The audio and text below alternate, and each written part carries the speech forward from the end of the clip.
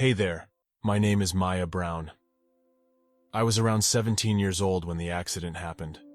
I was with my two sisters and a male friend who was driving a Maserati. I happened to sit on the passenger's seat that night, while my sisters were in the back seat. We were driving back from a nightclub. It was around 2 in the morning. Another car was speeding, and that shocked my friend, so he swerved the car.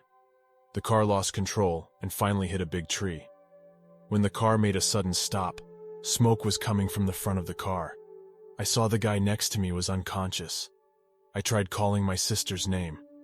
Even though I thought that I was screaming, after a few seconds I realized there was no sound coming out from my mouth. I tried to look back and think. I had to get us home before our parents found out. After a while, I heard both of my sisters mumbling. I thought, I really have to move quickly before the car blows up. With the strength I had left, I forced open the door and tried to move the seat forward and pull my sisters out one by one. When we were all out, a few cars pulled over to help.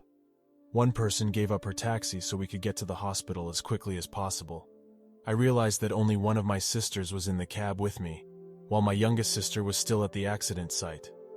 I was told by Pam, the sister with me, that she would make it to the hospital by another taxi. Our taxi driver took us to the hospital. I kept talking to Pam and saying that we've got to go home, and we've got to get Phoebe, my other sister, and just go home. I didn't realize that there was a big hole on my right eyebrow.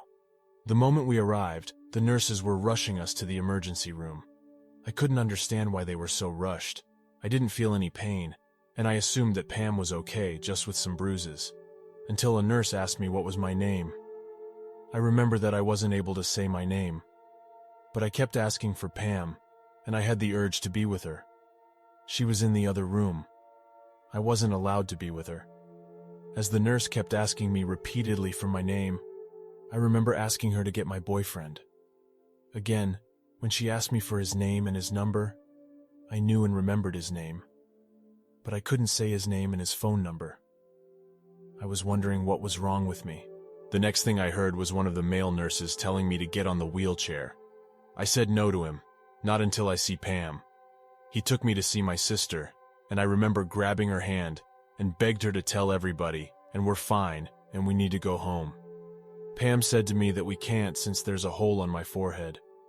That was the moment that I suddenly felt really tired and cold. I heard the nurses talking to each other, and they said that they really have to rush me in because I was losing blood. I couldn't understand at all, because I didn't feel that there was anything wrong with me. Anyway, after seeing Pam, I felt slightly relieved. The nurse pulled me on my wheelchair, and we entered the theater room.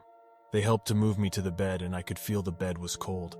I felt even colder and started shivering. I remember the nurse asked if I was cold, and I nodded my head. Then a doctor came in and he talked to me and asked a few questions which I don't recall. Finally, the doctor told me to count from 1 to 10, so I did. I knew I was falling asleep. My head was spinning and my eyes were getting heavier and heavier, but I told myself that I should stay awake no matter what, to witness what the doctor was going to do to my face. I stopped counting at 3. That was the moment when I felt gradually that everything seemed so light.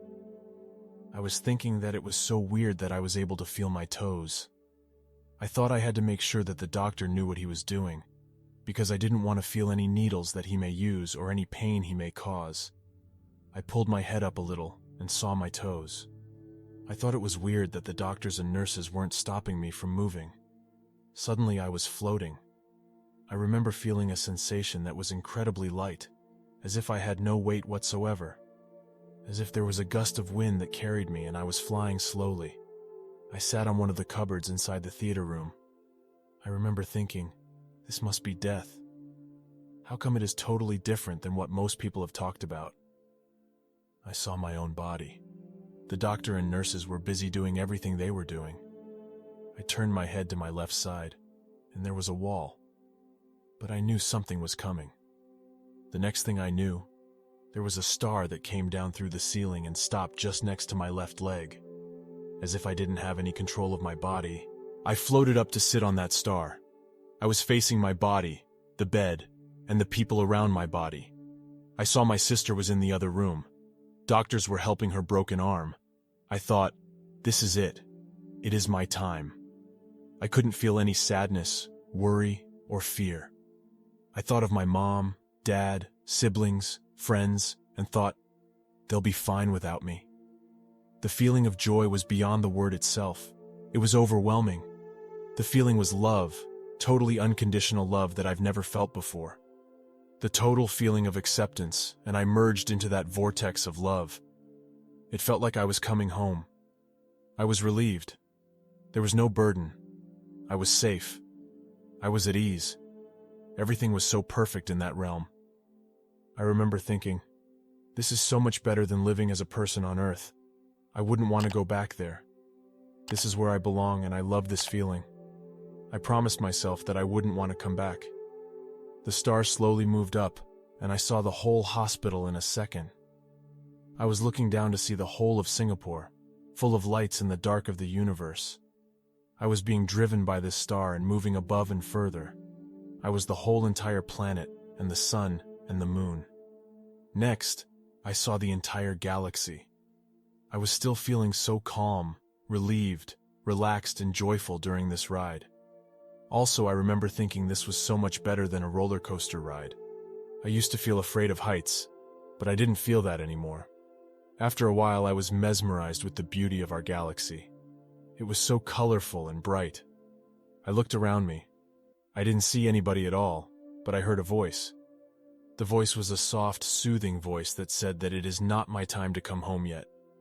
I argued with that voice, saying that there's no way anybody could bring me back to the planet Earth.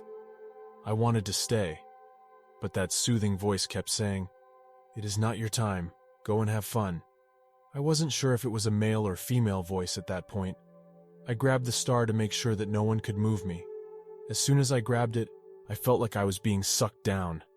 I saw the galaxy, the stars and lights in a fast-moving speed as the Earth was getting closer.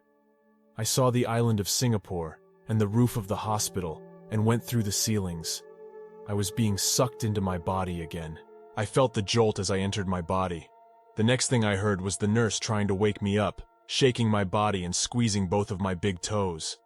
I slowly opened up my eyes. I knew what just happened was not a dream. I have been keeping this story to myself because I don't think people would believe me. I was there to witness what people called the unconditional love.